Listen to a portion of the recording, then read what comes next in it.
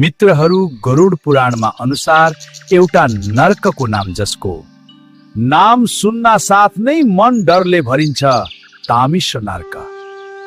तामिश्रको अर्थ हुन्छ घोर अन्धकार। यो नर्क ती मानिसहरूका लागि भनिएको छ जसले आफ्नो जीवनमा अरूलाई छल गर्ने, सोझालाई लुट्ने, झुट बोलेर धन हडप्ने र विश्वास तोडेर आफ्नै स्वार्थको लागि अरूलाई जे पनि गर्ने सबै घनघोर। नदीहरू पार गरिसकेपछि जब आत्मालाई तामिश्र नर्कमा लगिन्छ, त्यहाँ चारैतिर केवल कालो सन्नाटा मात्र हुन्छ। न दिनको अनुभूति रहन्छ, न रातको, केवल डर, बेचैनी र एक्लोपनले आत्मालाई घेरिरहेको हुन्छ।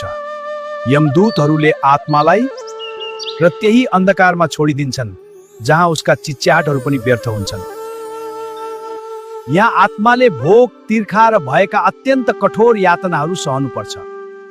सबैभन्दा पीडादायक कुरा के हो भने आत्मालाई यो पीडा कहिले समाप्त हुन्छ भन्ने थाहा हुँदैन। त्यसैले भनिएको छ, मानिसका कर्महरू नै अन्त्यमा उसको न्याय बन्छन्। त्यसैले राम्रो कर्म गर्नुहोस्। यस्तै धार्मिक कुरा अनि भगवानको भजन सुन्नको लागि मित्रहरू युट्युब च्यानल लभली केसी 2062 भगवानको नाममा सब्स्क्राइब गरी हामीलाई माया गरिदिनुहोला। हामीसँग फेसबुक पेज भक्ति संसारमा जोडिनुहोला। ओम नमः शिवाय।